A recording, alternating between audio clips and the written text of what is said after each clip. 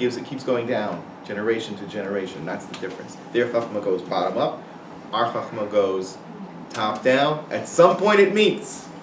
And if they're smart, they understand to take it further and use it to analyze everything here. Okay, so here the deep point is that what is chachma really? Chachma means that we go back to the source of everything, the root of everything. So Rav Nachman speaks about this in his Likutei Maharan in the very first lesson. He says that the job of the Jewish people, as opposed to Yaakov versus Esav, is to understand this point. Everything has a chachma to it. Within everything there's a divine spark of Hashem's wisdom. What does it say? Kulam b'chachma asita. If you can look at things and not see yellow flowers, but see Maaseh Yadai Lehispayer, then you understand that's the source of Chachma. Ask yourself, where is Hashem in this object?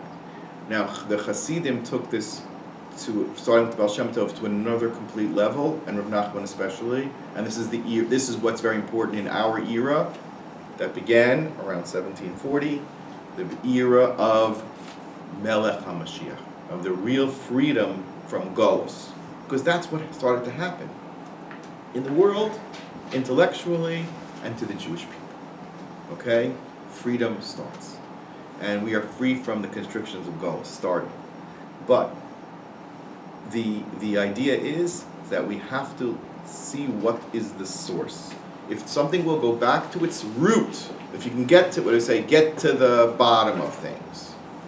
Okay? Break it down into its elements. So our Kabbalah is that all matter is made up of what? Hebrew letters. Okay? If you want to break down all matter, what are you going to find in the end? So what did the Chacham of the world find so far? They started figuring it out about 100 years ago. That the world is broken down into what? Tiny little molecules. So when I look at this table and I say to you, I see molecules, you'll say, Rabbi, what have you been drinking? Right? Is it Purim or is it Tisha B'Av? But now we know better. That actually this tablecloth is for some reason giving off a yellow color, but if I break it down and break it down and break it down further and the fibers down, I'm going to see atoms. And when I see atoms, I'm going to see protons. Okay? And they all have names for them. But what those little particles really are osios, meaning vessels of Hashem's or, of the Or Hashem. That's all they are. And there's nothing there. There's nothing really there. It's scary, but we don't really exist, okay? Everything you see is just a reflection of Hashem in a particular form. Quantum theory. Right. And there's no logic to it. There's no explanation. This is what has mystified people in our generation. When you break it down, atoms do not behave normally. They're not predictable. They're in two places at once. It defies human logic. That's fine. Because externally, you have the exterior Chachma. But down on the bottom is Chachmas Hashem. And if you will bore down to the Chachmas Hashem in everything, you will be truly wise. Which is why we need Daniel by the side of Nebuchadnezzar. Because Nebuchadnezzar is not going to know how to do the world unless he's got somebody telling him what's at the root of everything. How to interpret the message on the wall, to understand what's really going on. Now let's go to the extreme of this Chachma. Who was the wisest person in the world? Who had the most Chachma? What did he also have? What did Hashem give him as a gift because he asked for Chachma? He had great wealth. Okay? So there's an association between great wealth and great knowledge. Now that might be logical because if you know everything, then you know how to do things, which is why many Jews were, in all generations, asked to run things, right? Starting with Yosef HaTzadik and everywhere else, whether it was Mordechai, whether it was Daniel, whether it was Abarbanel, whether it was Lahavdil 1,000 Havdalos Greenspan, who was in charge of the Federal Reserve. And when the, never. I can't even go there, never. Shlomo Melech was the Chachma. What do we know about Shlomo's Chachma besides that it was mashalim, mishlei, stories, anecdotes, intellectual challenges? Because if it's not important to you, you're not going to learn anything, are you?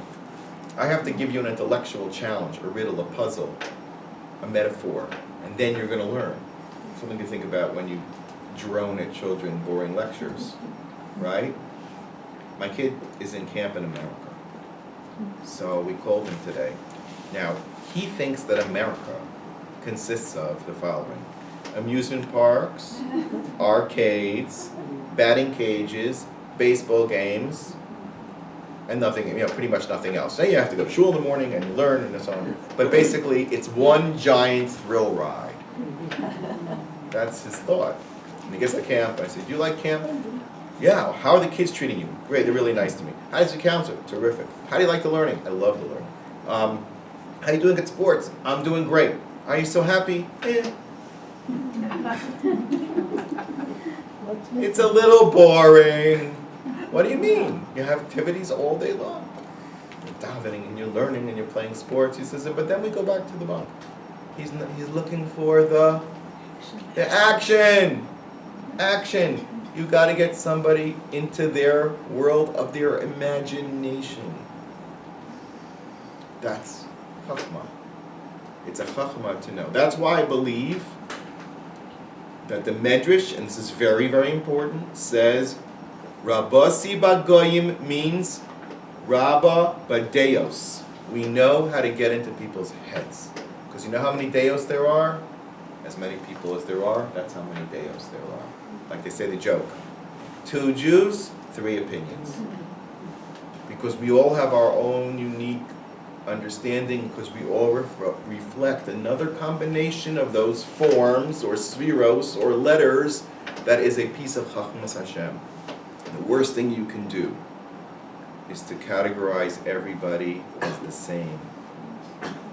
Because each person is a unique Chachma. Therefore, what do we say about Chinuch? We say Chano Chanar Al Pi Darko.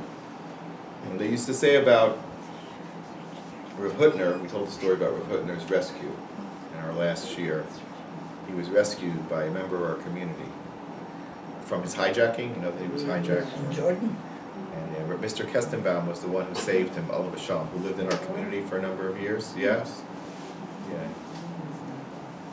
Anyway, that's because he had, it's a great story, because he had a business that taught people how to use cement. Now, cement is very interesting because the ancient Romans knew how to use cement, which is a hard thing to create. It's so powerful, it's powerfully strong, and yet it's like pebbles mixed in with plaster, and nobody, it's not something that you would think could last very long and be powerful. Go to Rome, and what are you going to see there, Lahavdil?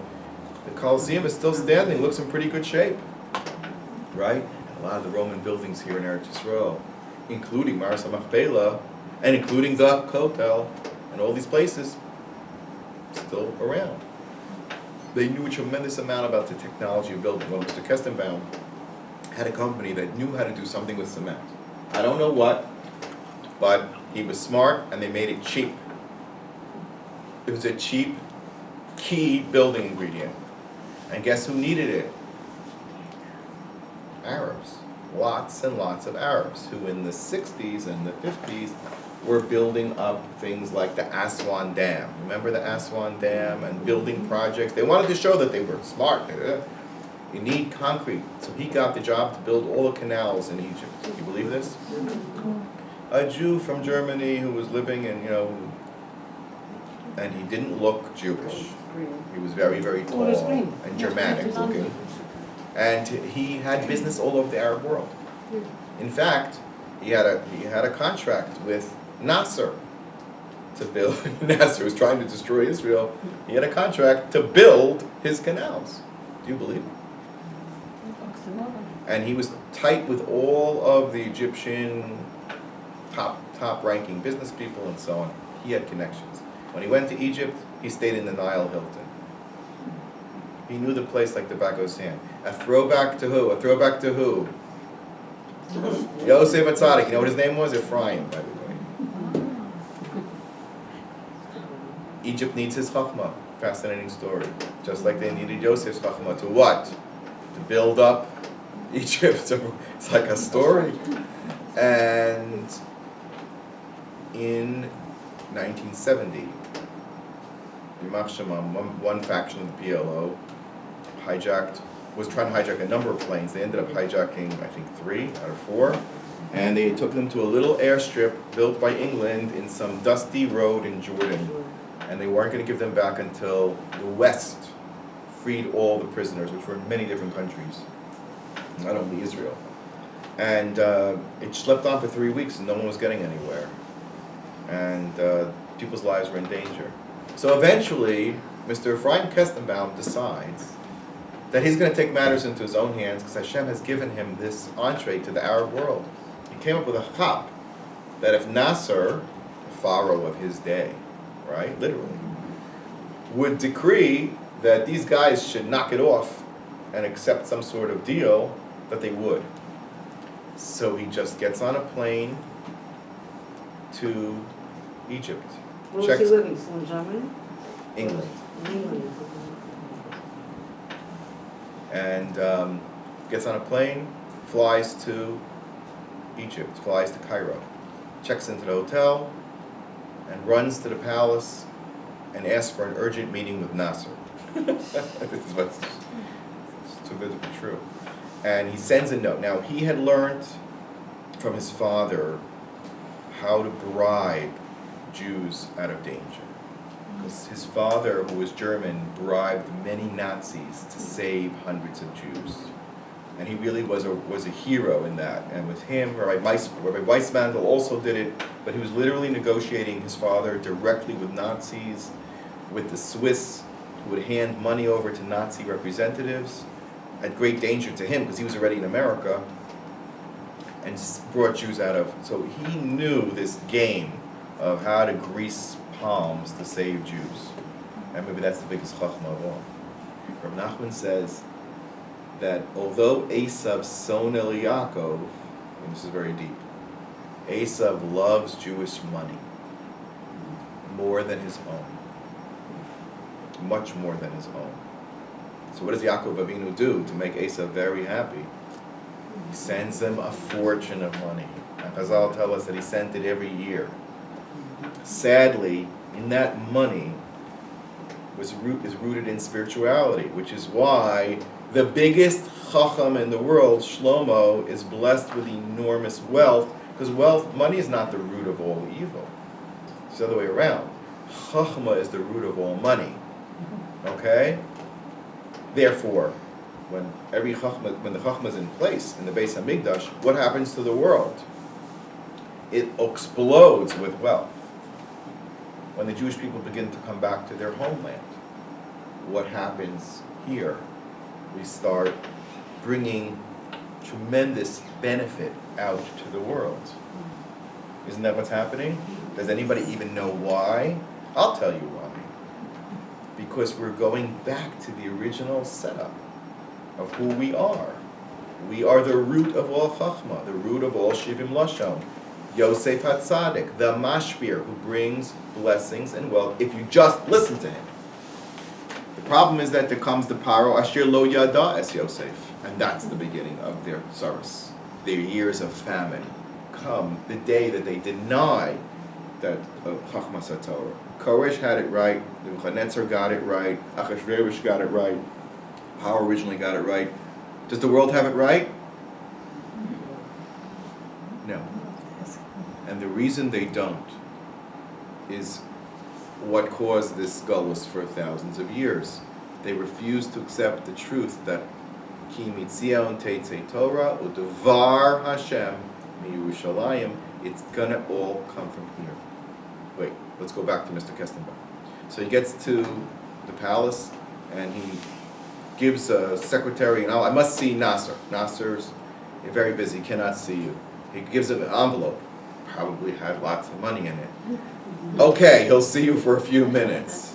And he really came with a huge amount of money to put into Nasser's hand to free these hostages. It was just logical. Nasser wouldn't take the money.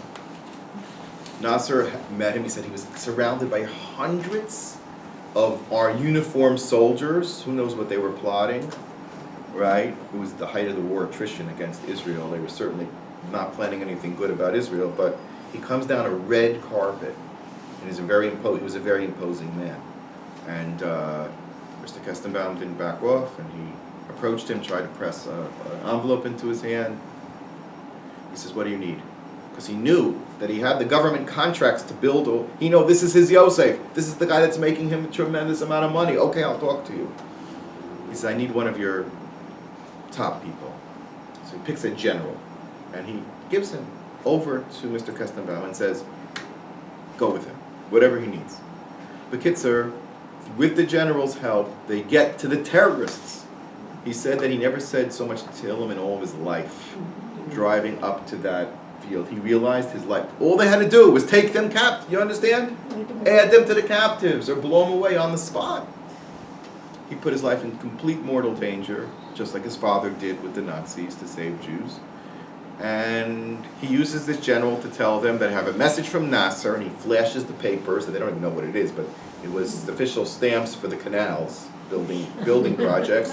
And the general came with all of his, what they call falafel over here, And so we have a message from Nasser. Well, message from Nasser. They got at first they were like, "Who are you?" They said, "We have a message from Nasser." Whoa. And he takes him into their headquarters, and he sits down and he says, "The message is, Nasser wants to know that you're treating the Jewish captives, because all they kept were the Jews, right? All they kept out of all the people were the Jews, with Arab hospitality." And he brought unmarked food that was kosher, but with no Hebrew writing on it. He says, "You have to give this right now to them to feed them." They had probably eaten, or certainly not eaten kosher. And we want this over immediately. Make a compromise, make a deal. It has to be over now. The next day, they cut a deal. They released some terrorists, and all the hostages were freed. Not one was killed. Okay. So when there's a connection between Chachmas Yerushalayim and the leaders of the world, that is a winning formula. Just to take one example, okay, how much time do we have? We have 10 minutes, right? We have 10 minutes? Okay. Can we stay 10 minutes? Yes. Is that okay? Ladies, is that all right? Sure. I want to go back to Shlomo, and I'll give you the final thing will be an example of the from the Medrash. Okay? Just remind me Medrash at the very, very end. What did Shlomo know that other people didn't know? Can you tell me some of the aspects of Shlomo's wisdom that he knew? What did he know that other people did not know, did not begin to know? The language of all animals? The language of the animals, the nuances of the nature, the whispers of the trees, how did he know that? Because he saw straight into the aleph base of what it was. Because you remember, let's say you have a par or a para. What a cow is a personification of those two Hebrew letters. Do you understand? That's what it is. If I can look into something and see down to the core of what it's really all about, I understand everything about it, for example. So, is there anybody else that we know that reached that level where he knew everything about everything? Well, if you go up to Tzfat, it happens to be that today was the Yortzeit of... What does it say about the Rabbi Kadosh on his tombstone? Did you ever go up there? Did you ever read what it says by the Ari's Kever? This is as good as if you went today, okay? This is what his student wrote about him, Rav Chaim Vital. The fountains of knowledge were open to him. This is obviously a translation. Okay? While he slept, his soul soared to the upper spheres and reached the Mesifta Derakia, the heavenly Beit Medrash, the academy that Lahav the Olaf Abdallos, the students of Yirmiyahu ran to establish, because they said that's where wisdom is. It comes from the heavenly academy. We got to make an academy here too, where the guardian angel stood at the doorway and asked him, "Which base medrash do you want to learn in today?" It's what they're really going to ask you. And it says sometimes, you can say Rabbi Schwartz, okay, so after 120 years. If you want to learn, if I get there and you're there, let's learn together, okay? You can ask me. Sometimes he chose the yeshiva of the tzaddikim, Shiur Bar Yochai, etc. They would explain various passages in the Zohar that they studied that day, but not thoroughly understood. Because remember, without the Riyah Kodesh, do we understand anything about the Zohar? Very little. When did the Zohar come to be published? Right around 1240, when the era of Mashiach really kicks into gear, the last 1,000 years. The Elef Hashishi, which is the era, the second half of the 2,000 years of Mashiach. At other times, he was in the yeshiva B'Tzalel. Why B'Tzalel? What do we know about B'Tzalel? He knew how to manipulate gold and silver and all the precious materials. How did he know? Hashem revealed it to them. How did they know? No one had ever done such a thing before. Even Moshe wasn't sure how to create some of those things. But B'Tzalel knew. Because that's again, B'Tzalel, Shlomo, the Arizal. They're in the same category. Shiur Bar Yochai, same category. They know things that nobody else knows. He would learn all the secrets alluded to in the structure of the Mishkan and the Avodah, the holy service, because the Mishkan had within it all of the Chachma of B'Tzalel Kale. Hence, the Beis HaMikdash emanates Chachma to the world, because it's a model of Chachma. In fact, it's a model of the universe. It's a model of the human body. I don't have to go into all this midrashim, correct? Any Chachma you want to learn is personified in the Beis HaMikdash, which is why Yirmiyahu cried so much. Yirmiyahu does more. What does he do more than anything else? Bacho tifke ba laila, crying. Why was he crying? For the loss of the Chachmas Yerushalayim, which was inherent in the Beis HaMikdash. And Plato said to him, what are you crying about? He says, let me begin to tell you. And Plato said, wow. And he became a student. Now, not only that, but upon different occasions he was elected to study under the Nevi'im. Again, transmitters of Chachma. He would ponder the secrets concealed within their visions. The Ari had only say the word, and the Malach will take him where he wanted to go. Thus he succeeded in gaining what is beyond human grasp and understanding. Now that includes this. Listen carefully. This is what's on the grave. The Ari overflowed with Torah. He was expert in Tanakh, Mishnah, Talmud, Pilpul, Midrash, Agada, Masa Bereshis, Masa Merkava, which is Kabbalah. He was expert in the language of trees, in the language of birds, and the speech of the angels. He could read faces in the manner outlined by the Zohar. It's called Chachmas HaPartzuf. Right? There's also Chachmas HaYad. That's part of Kabbalah. He could discern what any individual had done and could see what they would do in the future. He could read people's thoughts, often before the thought even entered their mind. He knew the future and was aware of anything that happened here on this world and was decreed in heaven. Bereshis starts with a base. It's the knowledge that there are two worlds. This world and another world. Just like there's a Beis HaMikdash here, what is there up there? Mikdash, a Beis HaMikdash Shamala. The key to Chachma is to understand that this world has a parallel world, that this world is a mashal. Do you understand? It's a mashal. Hashem used this world to get to us, much like a child needs to get to lahavdil, a video game, to wow him up a little bit, to perk him up. The world is a mashal. Everything in this world, the love between a husband and wife, is captured in which sefer of Chachma? Shiur. It's an analogy. Everything here, the human body is an analogy. Everything's an analogy. You have to know that you're going back and forth. Similarly, he knew the mysteries of Gilgal. He could tell where you were born, Gilgal Neshamot, if you were here previously, and who was here for the first time. And he knows how you were connected to Adam Harishon. So Adam Harishon was the repository of all souls. Going back to the source. Chachma goes back to basics. Let's go back to basics, the building blocks. Aleph, Beis, Gimel. He could read the wondrous things about people in light of a candle in the flame of a fire. With his eyes, he gazed and saw the souls of the righteous. He could communicate with the neshamos. He was in both worlds at once. That's the point. He studied the true mysteries. Now, people in our generation, even in our generation, had communication with Eliyahu HaNavi. Did you know that? It's called Gilui Eliyahu.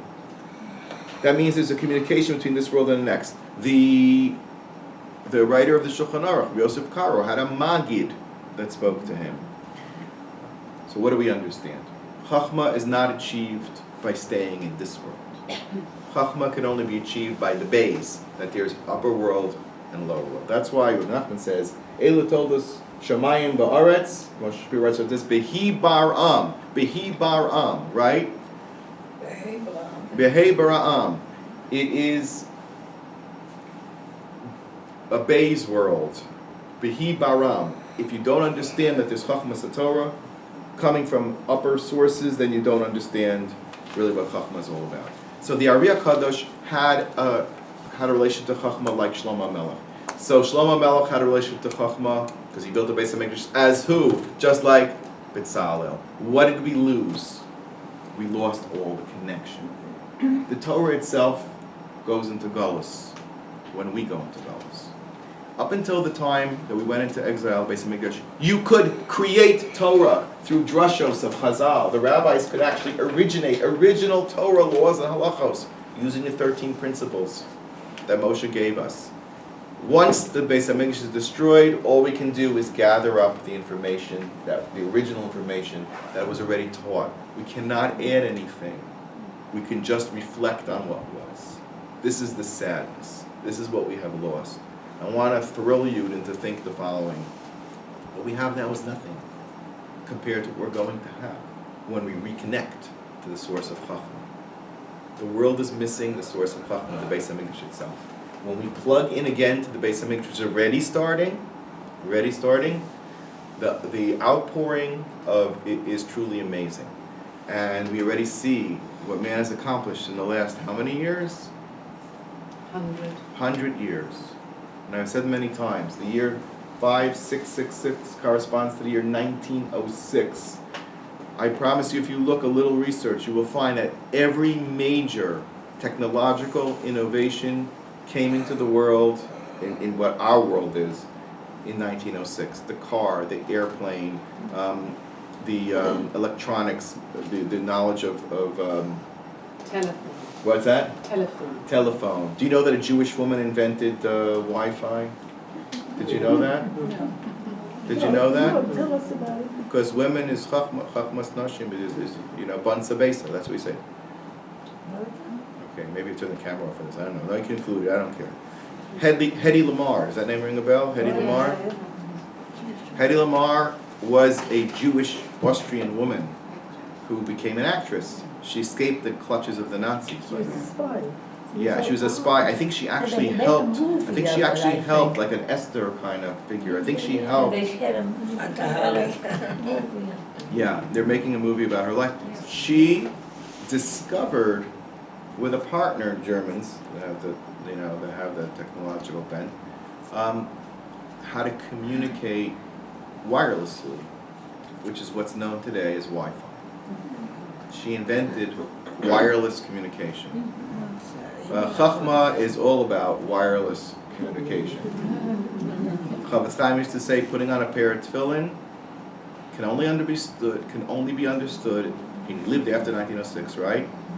By listening to a radio, where divine messages are connected to a person's brain through a little black box, a message from above, a telephone, words from far away, connecting distant worlds. Hashem said to Chavetz Chaim, starting in that magnificent era, the year 566 is known, we are in the era, 100 years into the era plus, called Kates HaPlaos, the wondrous end. And we ain't seen nothing yet. Because that year, the Vilna Gaon said, based on the Zohar, 5600, which was 1840, the gates of wisdom open up. Meaning, from above and from below, when the worlds are now sharing more wisdom. There's wireless communication. People are thinking thoughts and learning. It was the year that Einstein wrote his 5 incredible papers. It was called the Wonder Year of Einstein. It was 1906, where he figured out the underpinnings of the universe. It's coming closer. And as we get close to the source, here's the grand finale will be that the world will understand that all wisdom is rooted in what? And that's gonna make us what? Able to charge very large fees. That is lit. Every Jew a consultant. Jews are the ultimate consultants, right? Yosef was the first one consulting business. He consulted to Paro. And many of them in Just wait. finance. Just wait. It's only starting. It's only starting. As this wisdom pours down. Hedy Lamarr, Albert Einstein, all the Jews that worked on the Manhattan Project, and all the Jews in Israel today that don't even know why, that they're pouring out all these incredible inventions that do what? Promote safety, promote health, promote nourishment, promote goodness. And as the good grows bigger, the challenge of evil, Amalek, against it grows equally. But Baruch Hashem, we see tremendous, tremendous progress. So, what is Chachmas Yerushalayim? I'll end with this. The Medrash says that. How about Medrash Sechem? Medrash Sechem, I'm telling you right now. Thank you for reminding me. A man from Athens came in and saw children, and they said to them, "Oh, you're smart? Okay, ask me a riddle." "No, I'll ask you a riddle." That's how it always goes. Because they say, "Okay, we'll ask you a riddle," say the children of the wise children of Yerushalayim, sitting in a base medrash, to the wise men of Athens. "Okay, what is 9 that goes into 8? What's 2 that goes into 1? No idea. So they said it's very simple. 9 goes into 8. A woman gives birth after 9 months, and then they do a bris milah. 2 goes into 1. Parents create children. A mother nurses a child. 2 goes into 1. What are they really saying? Well, we know that in the Beis Hamikdash, in the Mishkan, behind the Kodesh Kodashim were the staves of the Aron. The Aron that's Lamala min Amok and Mizman, it's the source of all Chachma, the Aseres HaDibros. Okay? The staves of the Aseres HaDibros poked through the Paroches as if they were nourishing, like a mother feeding knowledge to what? To the Shulchan, which is Parnasa, and to the menorah, which is the source of wisdom. See the connection? That's what this world is. That's what these young Jews of Yerushalayim were telling the people of Athens. You're not going to get anywhere with your chachma unless you understand that there is a holy bris with Hashem in the Jewish people that entitles us to be sourced out to this wisdom. You're not going to get anywhere in this world unless you understand that Hashem is the source of our chachma, giving us our keys to Parnasa, giving us our keys to illuminating the world. So Hashem should bless us that in these months of Tammuz and Av, and there's so much more to talk about, but I have to stop here, that where Churban came, that we should realize the source of bracha. Akash Baruch Hu we should see the building of Beis Hamikdash from every man.